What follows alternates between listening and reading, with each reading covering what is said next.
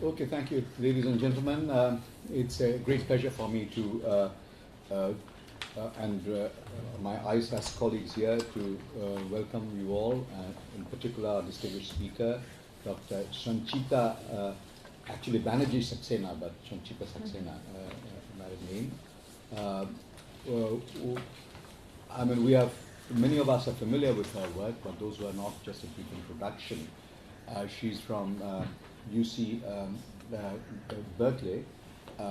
She is the executive director of ISAS, not to be confused with our ISAS, and in fact also the director of the Chaudhry Institute, to remove another confusion, I mean, or to add to the confusion, but this Chaudhry Institute has nothing to do with me. That was, I think, two Bengali, it's a Bengali couple, I assume.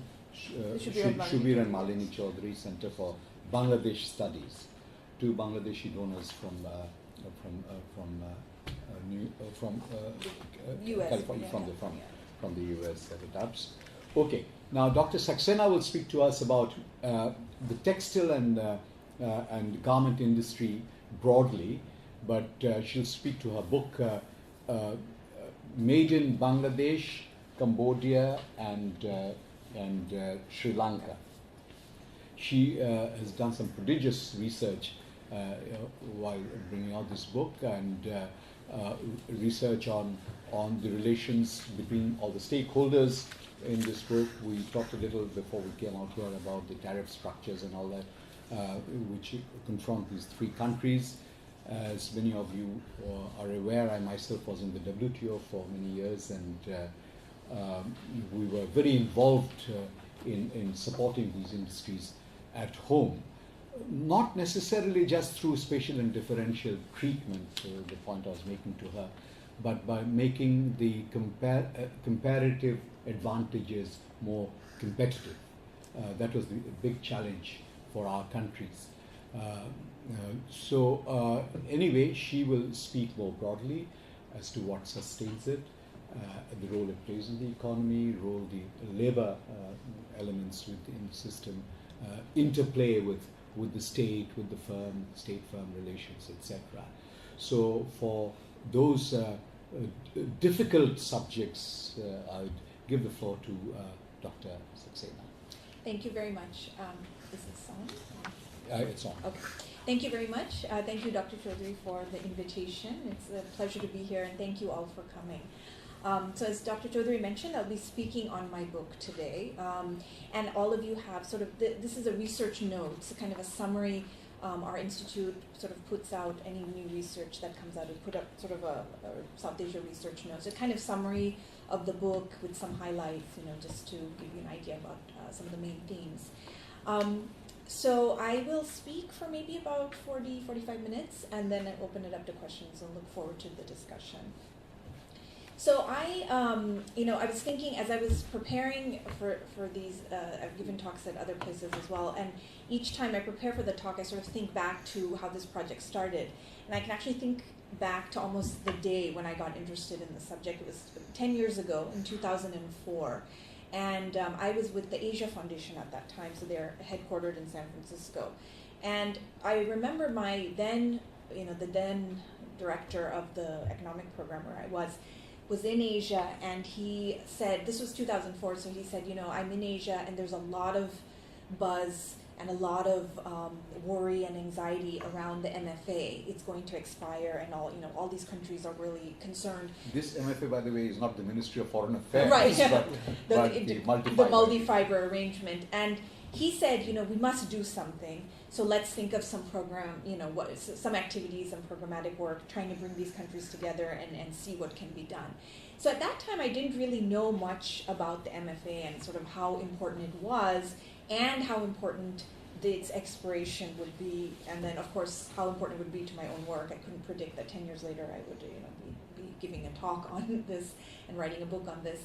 But this, the MFA expiration certainly, and actually the anxiety surrounding it actually became the catalyst for this research. It started out looking primarily at Bangladesh, but then it became a very interesting comparative work, looking at these other two countries as well, Cambodia and Sri Lanka, and sort of very interesting comparisons amongst the three. And so I'll share some comparative findings from the book today.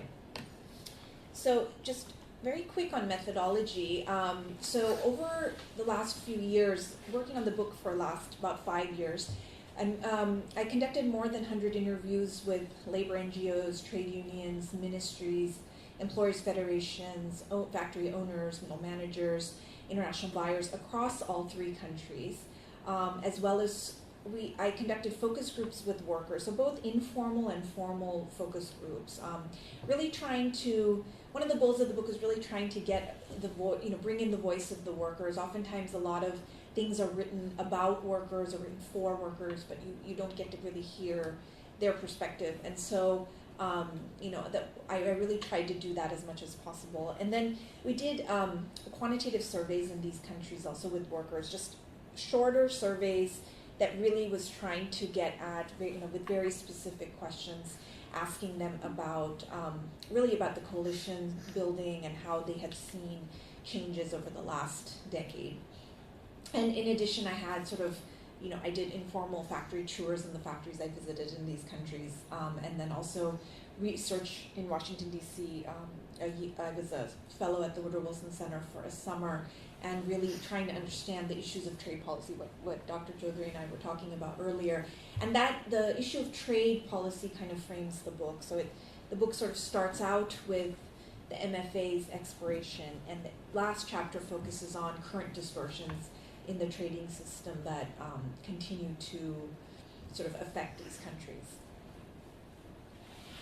So 2004 was obviously a critical time, as I mentioned, because of this incredible anxiety that was created. I focused on Asia, but this was certainly all over the world. How was the expiration of 40 years of quota going to affect these garment exporting countries, and especially these smaller, quote unquote, smaller countries? It's not necessarily India, not necessarily China, but these other countries that were heavily dependent on the sector, and it had provided, so many jobs for especially, for many women in these countries. So what was going to happen when the quotas expired and basically it was going to be, free sort of competition? And that was really, the question at the time. Now what happened is, all the academic literature and the public policy literature generally predicted a very dismal, situation was going to occur. They said, China was going to completely take over and all these other countries would fall off the map. And of course that didn't happen. And while some countries did, fall off the map, there were many countries, including the three that I look at, that actually continued to do very well. And they continued to do very well in terms of measure, if you looked at the percentage of exports to the U.S. and EU. So this is just some data from immediately following the MFA expiration, and some of it sort of shifted away from some of the other countries in Asia, but some of these other countries, Bangladesh, Cambodia, Sri Lanka, Pakistan, continue to keep sort of steady export levels. Now, the times that I spent in the region over the years after 2004 and then over the last few years, I started to see some very significant types of changes that were occurring, the types of factories that were emerging, changes in attitudes, and I was able to sort of see some progress. And it was really sort of the social scientist in me that wanted to understand and sort of explain some of these changes that were occurring. And so in Bangladesh, as I said, I started by looking at Bangladesh, and I started sensing sort of beginnings of cooperation, sort of amongst the various stakeholders who were part of this industry. And I assumed that because factory conditions were generally better in the other two countries, in Sri Lanka and Cambodia, relatively compared to Bangladesh, that in those countries, this coalition, this emerging coalition would naturally be stronger, that labor would naturally have a stronger voice. But actually what I found was very different. So this book actually tries to present a different perspective on the garment industry and in Asia, and it highlights that an industry fraught with competing concerns can in fact collaborate and work together when it's in the interest of both the state and the interest groups to do so. So this comparative study recognizes the role of both the state and interest groups in the policymaking process and argues that they are interlinked and require one another for sustainable reforms. So by analyzing the garment sector through the lens of what I call domestic coalitions, I present a new way of conceptualizing the garment industry, and that it includes a possibility for change and resistance from a vantage point of cooperation amongst key groups rather than only contention. And the book uses as its sort of framework the established policy networks theory, which is generally applied mainly to countries in the global north, really cases from the US or from Europe. But I argue that it's actually a very, it is the right approach to look at the changes in this industry, but I sort of adapt it to apply it to these countries in the global south. So this is just a kind of a simplified way of looking at the stages of development into a network in this domestic coalitions approach. So starting with an international trigger, which in this case was the end of 40 years of quota, the multi-fiber arrangement expiration in 2005. Then expansion of the network as a necessary response to this international shock. Changing role of the state in terms of responsiveness to other groups. Increased mechanisms for dialogue among stakeholders, and then actual policy changes impacting the sector. So the book is, the way it's structured is, there is a chapter on talking about the various communication mechanisms, and then there is a chapter highlighting certain policy changes affecting the industry in these countries, and if they have been successful or not, and why I think that's the case. So I wanted to talk about some key findings, what I think are some of the interesting findings of the study. And the first is that the changing role of labor in the coalition is in and of itself is significant. As many of you know, in these countries there's a very, very long history of a strong relationship between the private sector and the government. That still continues in many of the countries. But there was a time when labor was completely left out of any policy discussions, and labor issues were completely left out of any of the policy dialogue.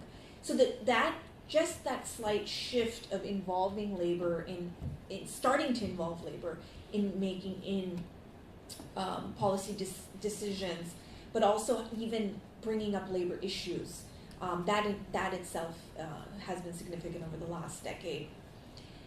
The second finding, the various channels and mechanisms are essential to ensure representation. But these channels and mechanisms may be in place, but they need to be viable and they need to be credible.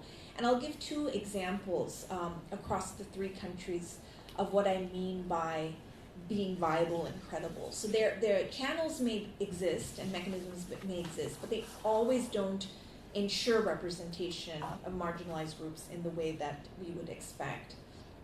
The third finding is that in this book, I delink the concepts of improved worker conditions and worker empowerment.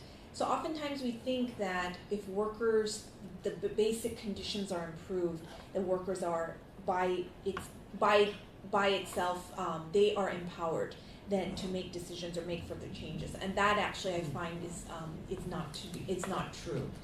And finally, top-down programs that are designed to improve labor conditions often actually limit coalition building. So this was also kind of, in some ways, counterintuitive when it was a comparison amongst these three countries.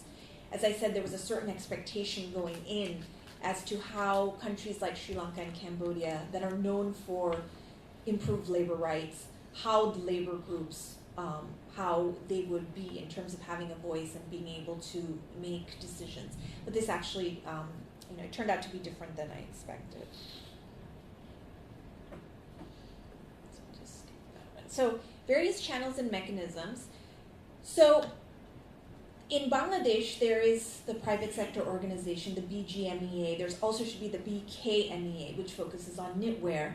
And these private sector organizations, for many years have had a very strong relationship with the government, and they still continue to. I mean, there are, many members of parliament are themselves garment industrialists in Bangladesh. This has been documented, and there continues to be that close link. But one of the interesting things that I found was over the last few years, due to various pressures, certainly it's not, not necessarily a sort of a bigger altruistic mission, but really due to various pressures and the need to begin to involve labor in a meaningful way, or starting to play a role. The BGMEA and the BKMEA has sort of added to its its mandate of not only representing the private sector to the government and advocating for certain policy changes, but they've added a component where they actually try to bring in labor concerns. So they've started to play an important role in facilitating dialogue between the private sector, so between factory owners and factory workers. They've started to take a role in management training and worker trainings. And they've also played a larger advocacy role with the government for other areas that would be important for the garment sector. For example, the Chittagong port reform has been going on for some time. But both BGMEA and BKMEA has started to take on sort of an important advocacy role. And so, for example, the president of the BKMEA said the owners and labor federations now both come to the BKMEA, BGMEA, and it's a significant shift than I think 10 years ago the way it used to be. It was very much of a private sector organization that interacted only really with the garment industrialists. In Sri Lanka, the equivalent of the private sector organization is the JAF. And they are also they're a very powerful voice for the private sector.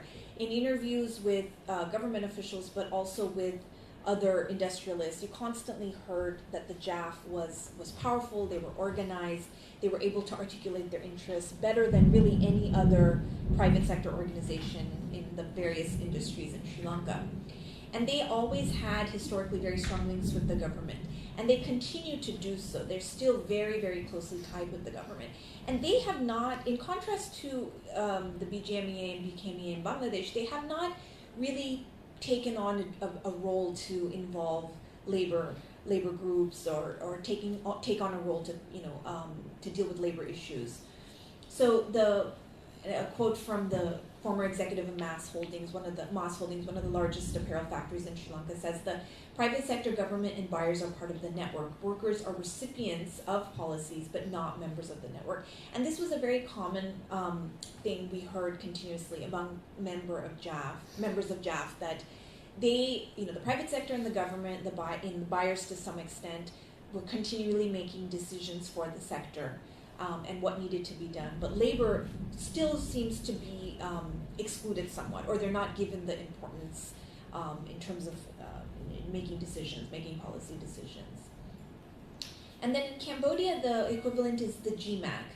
So they are seen, in contrast to the other two organizations in the other two countries, they are seen as very sort of not very powerful and quite ineffective. And they've not really, they don't have a very strong link representing the private sector, nor have they really moved on to representing labor groups or labor interests. So a middle manager, for example, in a garment factory in Cambodia said, we have to be a member of GMAC, but GMAC doesn't act as usefully as it's supposed to. It's not very helpful. And a trade union representative, GMAC has no power to influence the decisions made by its members. GMAC did nothing to protect workers due to its lack of power. GMAC just does paperwork. So these were, again, common sort of responses that we found in terms of, the ineffectiveness and sort of uselessness, largely, of this organization that's in place, that private sector groups are sort of forced to join, but they really don't see them as very, very effective.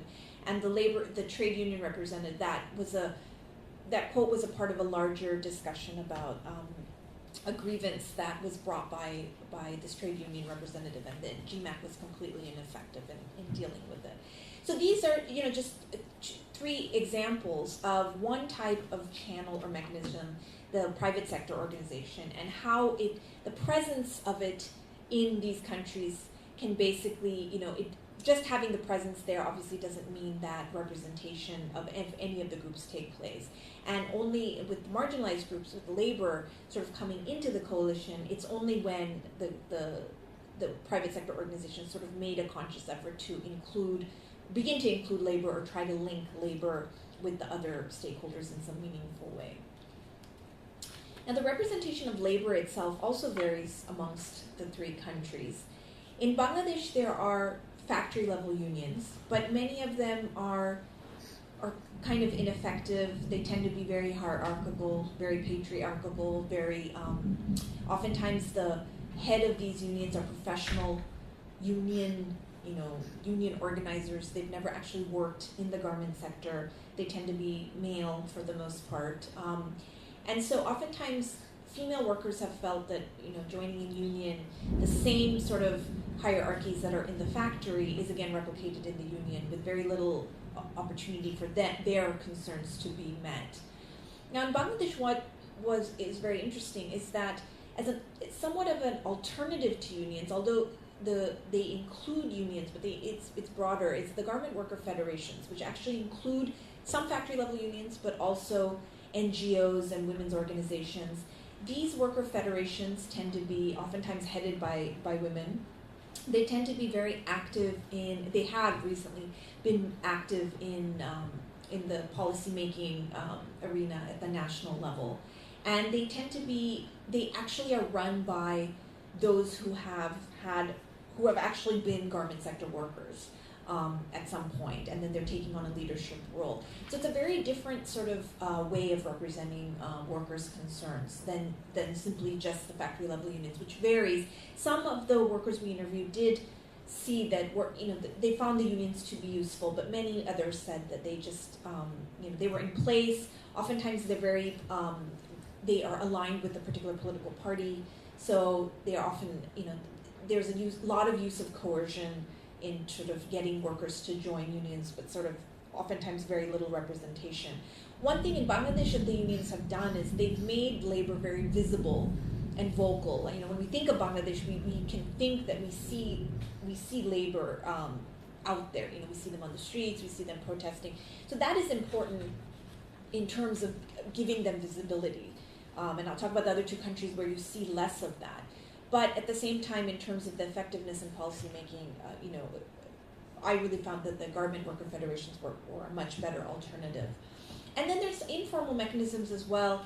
In Bangladesh, over the years, this is something that the literature really doesn't give much credence to. But I think in these countries where, again, you had a situation where labor was completely sort of left out of any discussion, they were left out of the policy arena, simply having owners come and talk to, just see what's happening in their factories, simply having them talk to their workers, very informally, has contributed, I think, to some changes in the industry.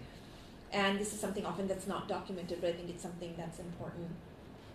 In Sri Lanka, there is, since the 70s, there's been very limited role for unions. There's generally a very anti-union feeling among the private sector and among the government officials. So unions are, it's a struggle for unions to be, to take serious part in any sort of policy discussions. There is the presence of some unions at the factory level, but they're not, there are strong labor leaders, but the unions themselves have not been able to be very effective just because of the sort of the overall, repression against unions. But in contrast, what they have in place is employee councils.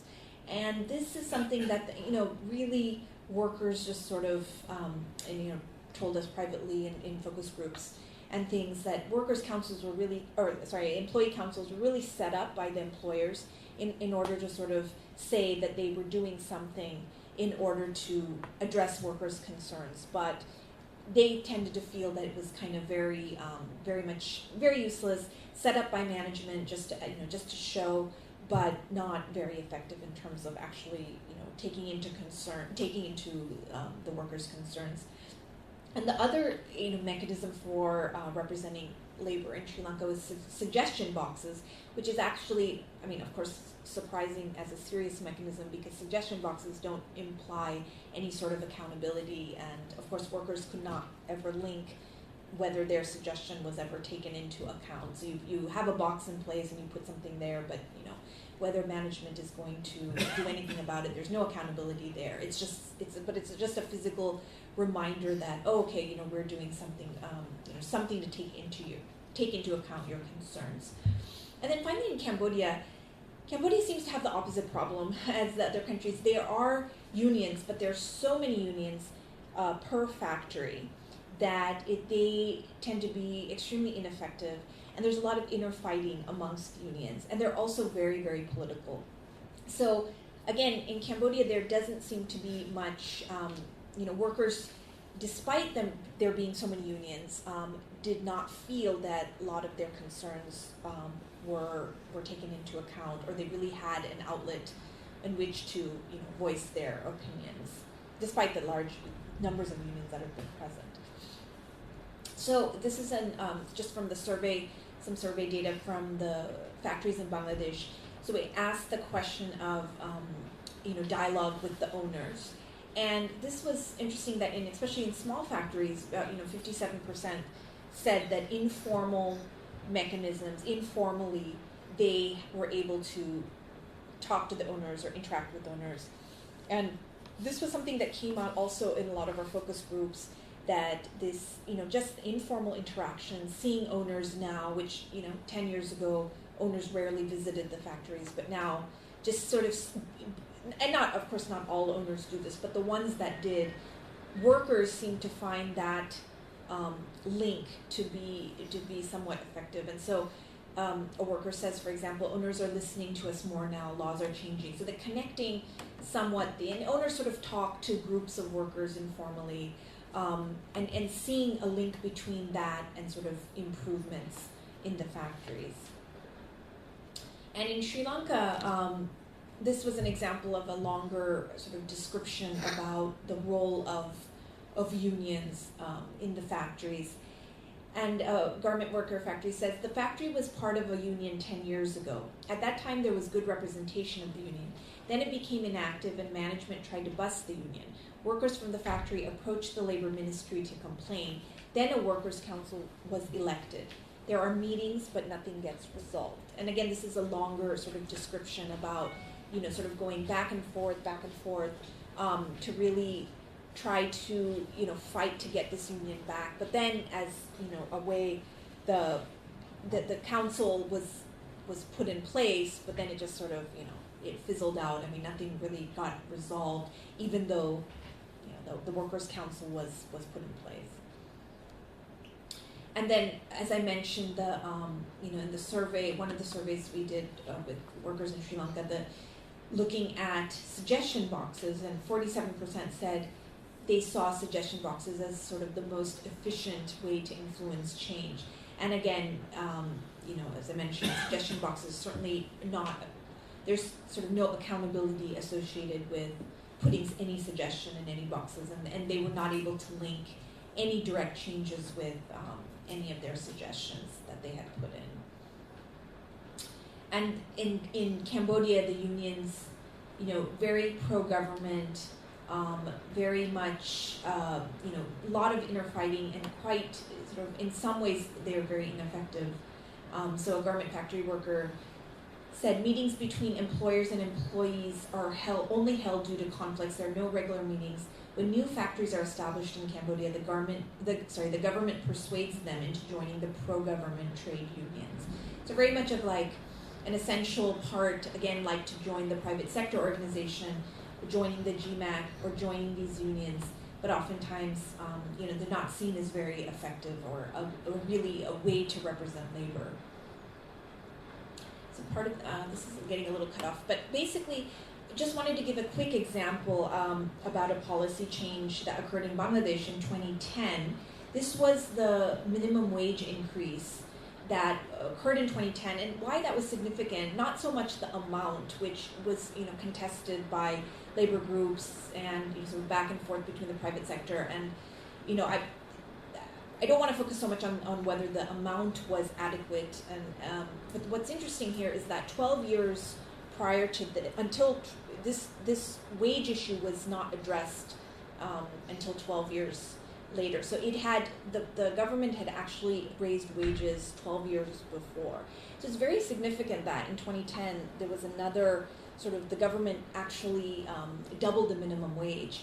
And even though in the last, in the 12 years, there was certainly no shortage of labor being visible and very vocal about the minimum wage. When we talked to, early in like 2004, when we talked to government sector workers, the issue of the wages being inadequate was constantly coming up. So that was certainly talked about, but it wasn't until 2010 when it was actually taken into account at the government level, and it was actually a policy change that occurred.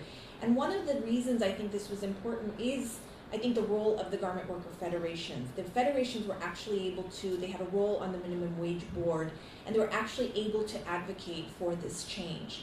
And what has happened is, after that, there was in 2013, I believe, there was another wage increase. And the idea is to make these increases steadier and continual and incremental, rather than these large, sort of doubling or tripling after 10 years or so, which really doesn't help. Neither does it help the workers, nor does it help the business owners. So the third point that I wanted to discuss was the delinking the concepts of improved labor conditions and worker empowerment. So as I mentioned, this was kind of a counterintuitive in my mind when I started the research.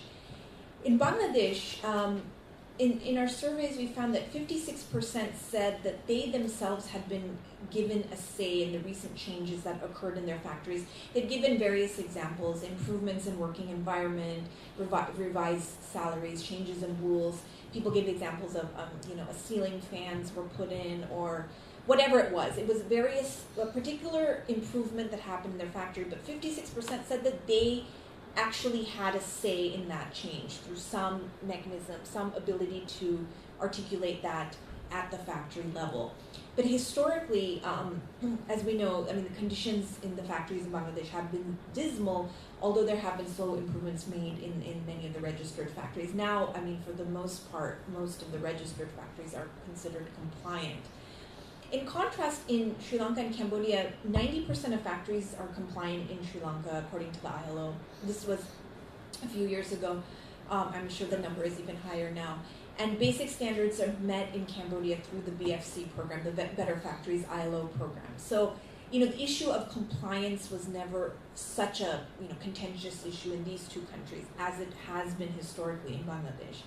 But in contrast, in Sri Lanka, about 34% see themselves as influential in making any change at the factory level, in terms of there are, even though they are compliant, there's still a lot of room for improvements. In Sri Lanka, when I was doing this research, one of the biggest issues for factory workers was housing, and so lack of adequate housing, close to the factories and things. But again, there was this big gap in terms of when they felt that there was something that they wanted to improve, but then how they would go about in actually improving it and advocating for its improvement. And again, in Cambodia, even though basic standards are met through the ILO program, only 36% of workers actually feel that they themselves have a voice in making any changes. And in Cambodia, the ILO program has recently been discussed in some new reports that have come out over the last few years, that although it has done a sort of adequate job in sort of making the factories become compliant to a certain level, there's still issues with being able to carry it further. And so that's, but it's, in a way, it sort of has limited, because the ILO program has in place, it's sort of limited the role that workers have in terms of making changes, or that they as individuals can make changes. So this is just a quote from the book. In the cases of Sri Lanka and Cambodia, such positive development in the factories have been seen as justifications for excluding labor from meaningful dialogue about further changes at both the factory and the national level. In Bangladesh, though change has been much slower, and improvements have been incremental, the workers themselves have been very involved in efforts to affect changes. And then finally, the last point was top-down programs limiting coalition building. So in Sri Lanka, what you really hear a lot about when you talk to the private sector, they're very proud, and the government officials, they're very proud of the national campaign, sort of, Garments Without Guilt is a national level marketing campaign designed to basically highlight that the factories that these garments are produced in, are compliant, they're free of child labor, and so this is, so it reassures buyers that clothing sourced from the Indian Ocean island has been produced in factories that are free from child forced labor, discrimination, and sweatshop conditions. So this is something that's a very, very much the people there that you talk to in the industry are very, very proud of this. And this is something that's, constantly, touted as something that is Sri Lanka's sort of selling point in many ways in this industry. In addition to that, they're also trying to brand themselves as very eco-friendly and very environmentally conscious. So this was an example from a factory that we visited in Sri Lanka, which really did look like a factory, sort of an image of a factory. It had solar panels, it had a lot of natural light, and it was filled with green, a lot of greenery, a lot of plants. And so this sort of eco-friendly idea and the environmentally sustainable, that's another sort of component of the Sri Lanka's sort of market, branding and marketing campaign. Which is, as I would say, the factories I saw in Sri Lanka were quite impressive. But the whole time, when you're there, you sort of wonder, well, where are the workers in all this? And you really find that while all this is happening at the top, it's a very much of a top-down program, but there's very little role for workers, to sort of, bring about their change or to have any influence in sort of where the sector is going. So, a sort of labor leader, for example, says, there is no real forum for open discussion where trade unions can be heard. We need a forum to discuss and minimize problems. Workers are not very powerful.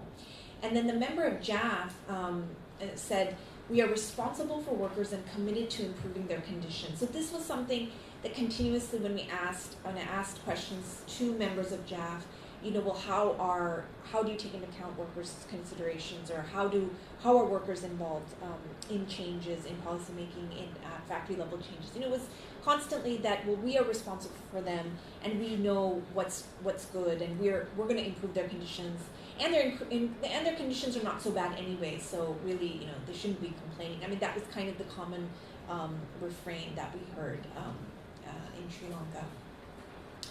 And then in Cambodia, the Better Factories, again, it's been put in place, as a part of a trade agreement between the U.S. and Cambodia's real sort of niche and selling point is the fact that this Better Factories Cambodia program is in place.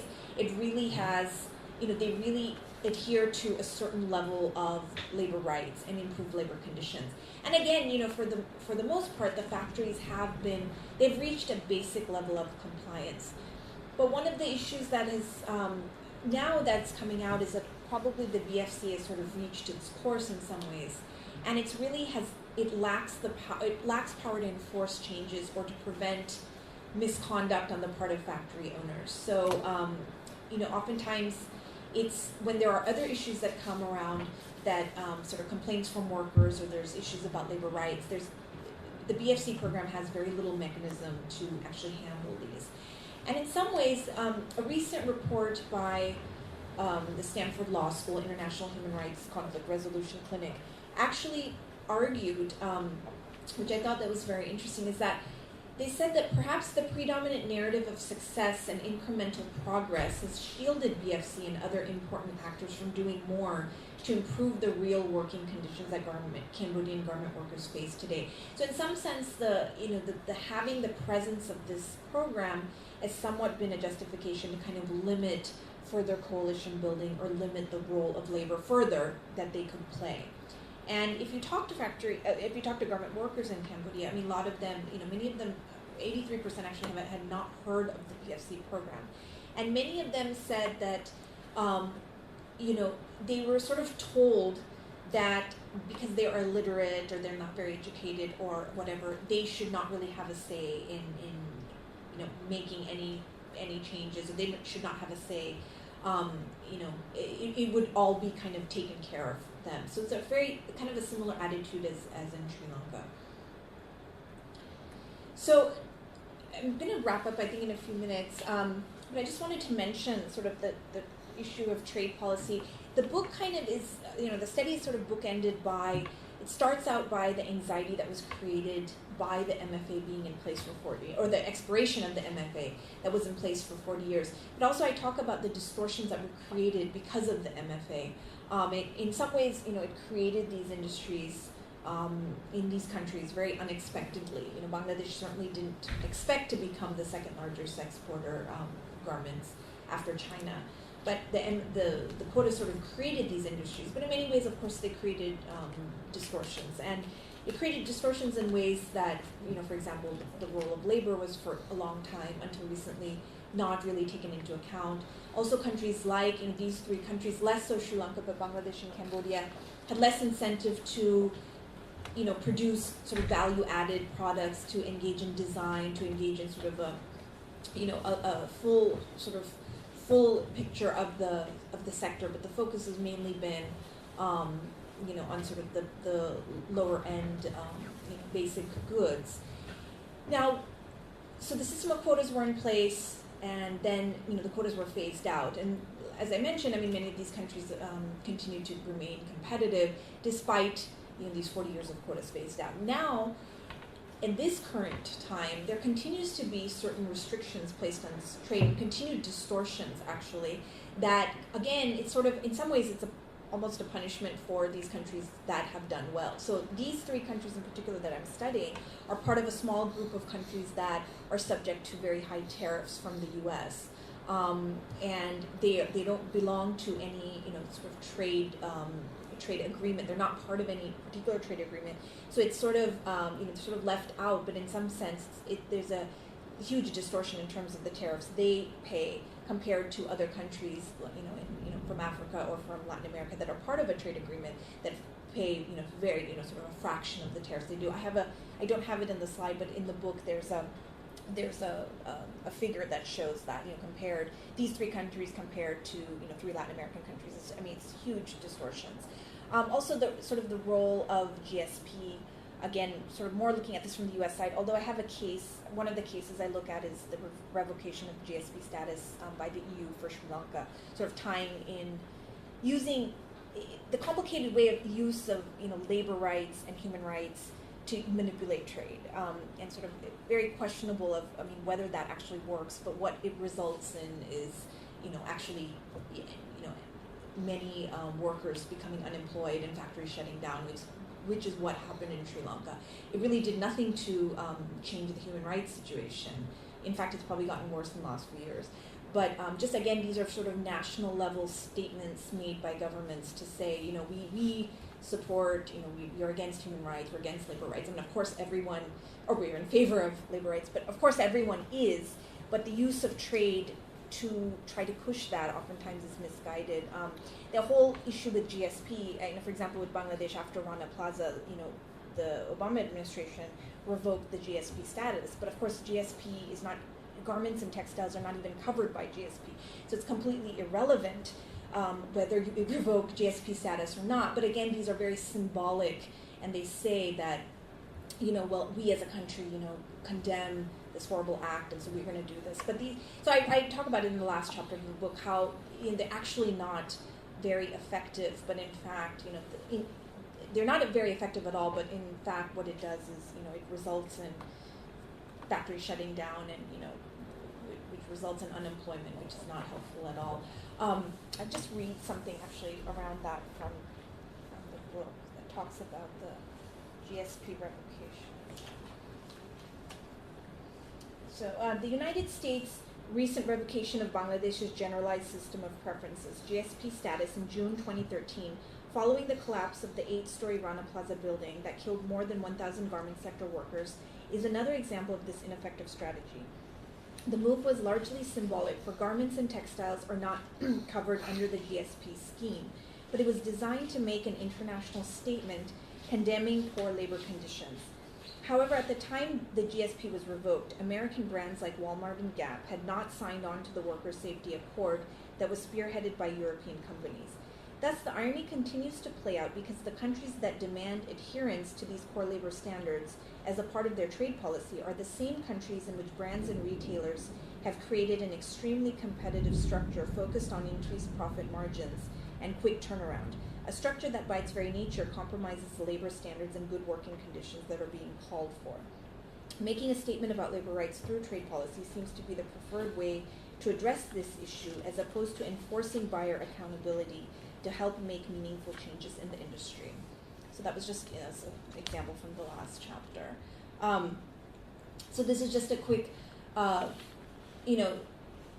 had written a piece after Rana Plaza in the New York Times, an op-ed piece that talked about tariffs and aid actually in Bangladesh, and it used these figures. And if you see, it's obviously very striking, the distortions that are created.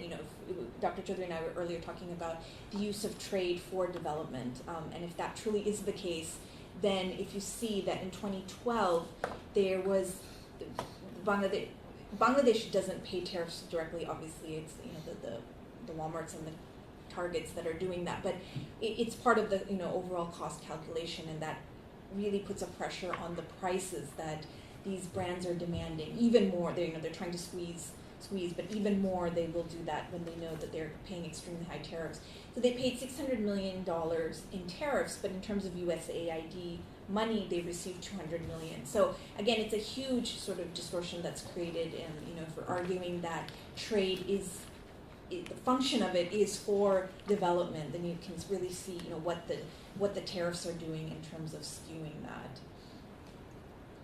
So I just want to, in the last sort of 5 minutes, talk about, this is something, in the talks that I've given in the U.S., this is something that people are constantly really concerned about, thinking about how do we think about this sector, how do we go forward, especially things like Rana Plaza when it happens, what does that mean in terms of how the sector should be regarded, and what kind of things that we should do as we're really thinking about it. So going forward, the first, as I just mentioned, the policies that are productive but not symbolic, that actually, pursuing policies that may actually change, for example, the strategy of retailers in terms of how they think about their supply chain, rather than, sort of broad, these feel-good symbolic sort of things that don't really do anything to actually improve the industry or improve the dynamics between the international buyers and these owners. Also, what has happened is, I think in the last few years, especially Bangladesh, the fires that have happened, but also, Rana Plaza, there has been a new sort of almost an industry that's created focused on monitoring and compliance.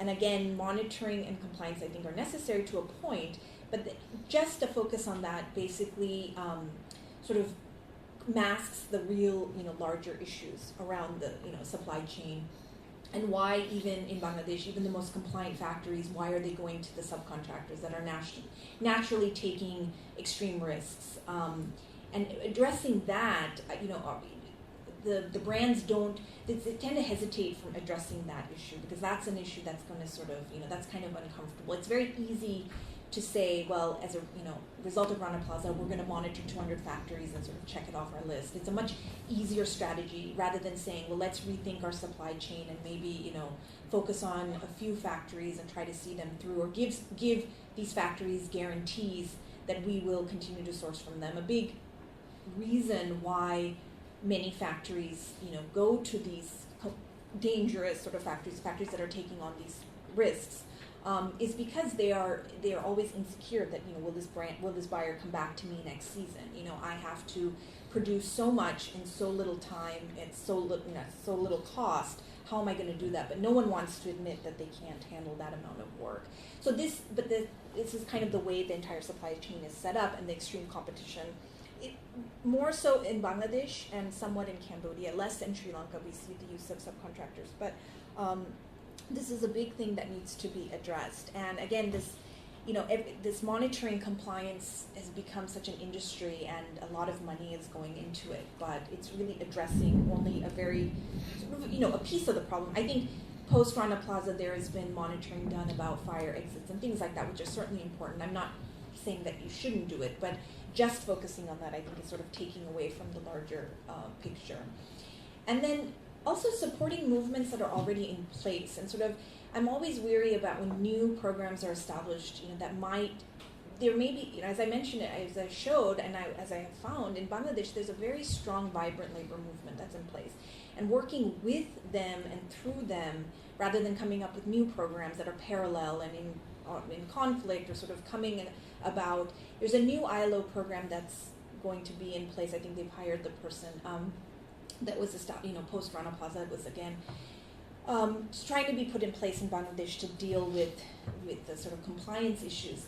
And I mean, maybe that will be effective, but I think there needs to be some examination of what is already being done and how to support the sort of local movements that are already taking place, rather than just coming up with new programs and new sort of parallel types of programs. And then finally, the checking the box type of solutions. This is happening.